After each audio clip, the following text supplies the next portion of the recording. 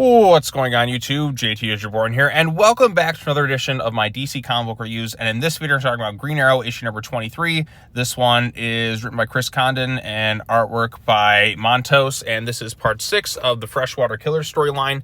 And I've gone on record to say I have absolutely loved Green Arrow the past couple of issues. I think since Chris Condon has taken over the title, I think it's spectacular. I think it's a lot better than what we were getting beforehand, and the storyline's been interesting. It's been really grounded, and it's an interesting, the motivations for, I guess, the villains of the storyline, the Freshwater Killers, and how this town was just shit on completely. And you do, like I said, the villains have justified motivations. It's just the extent they go to enact that revenge, which, takes things to the extreme.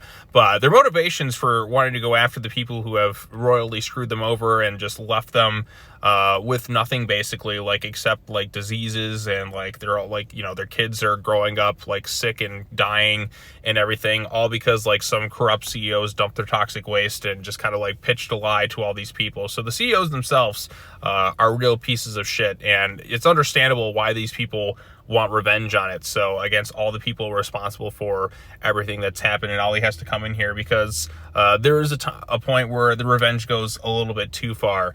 And I think the way Ollie is one of the people who has to kind of remember what these people went through and all that too, having some sort of empathy for all that. I guess you could call it the justice involved with it all. It's all been fascinating stuff, and I think just to kind of get this storyline right out the gate, it lets you know where this book is kind of heading with it. And again, I'm so happy it's just grounded. It's Oliver Queen more so on his own, and he's putting a storyline where he can empathize and understand what these people have been going through with the corruption involved and the way it's poisoned their families, and they basically kind of left to die. So again, they're justified in their motivations for wanting to go after the people who wronged them, but it's just the extent and extreme caused by their anger and just being kind of left for dead, basically, and forgotten about, that has driven them to this absolute extreme, and it's caused them to kind of cross the line in certain instances. But I like that. I like the way it's you understand their motivations. I like the way Ollie kind of sees them,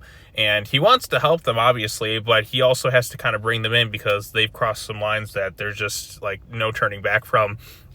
So again, he gets in the fight with them. One of the cops was there to investigate the things, and again, she wasn't responsible for anything that happened, but it's gone a little bit far, and so they have to kind of fight him back. So I mean, like I said, justified motivations, understandable in a lot of ways, but they do go too far in some instances, like kidnapping this officer, and then also attacking the dog in the previous issue. So you hit a dog, it's all right, sorry, I forget your whole thing. But again, he manages to kind of stop them, take them down. But at the end of the day, it's just, these people are just they're just kind of broken and angry over the whole situation. So I mean, Ollie makes a good point here. You kill the execs at Horton Chemical, great, wonderful. You finish the job, but then what about Detective Benítez and me? We're going to do kill the whole effing city. Where's justice? Don't you talk to me about justice? Eventually, like I said, he's managed to take them down, but there's kind of this sad realization of it all. It's what happened here? I mean, despite me kind of bringing these people in for just kind of crossing the line and going after these CEOs and all that for the revenge, what's to stop them from going after more and more people and all that too? Is it's kind of one of those situations where he understands them, but he also feels bad that he has to kind of bring them down because they've just gone too far, and he knows he has to, but at the same time he feels sympathy for the people. So that to me is fascinating. That's what I really liked about this storyline. You understand things from their points of view, but you understand that they've gone too far with their means of revenge, and so they have to be brought in. So that's the way you craft a good sympathetic villain within your storyline, where you can really just kind of understand and almost kind of justify in some ways what they're going through, but then you realize what they're doing is wrong to the absolute extreme. So again, I really like this thing.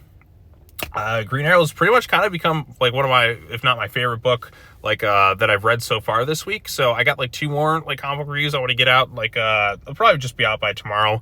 I got Superman and the latest issue of Justice League Unlimited, which is part 2 of that whatever it is storyline that's been going on, and looking forward to all that stuff. So sorry I'm a few days late on this, but I'm going to hopefully start to be caught up more as we move into May.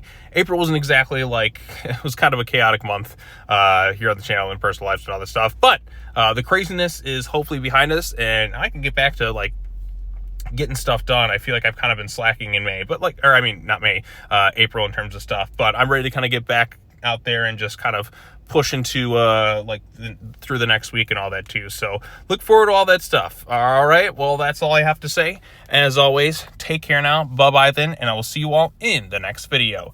Peace out.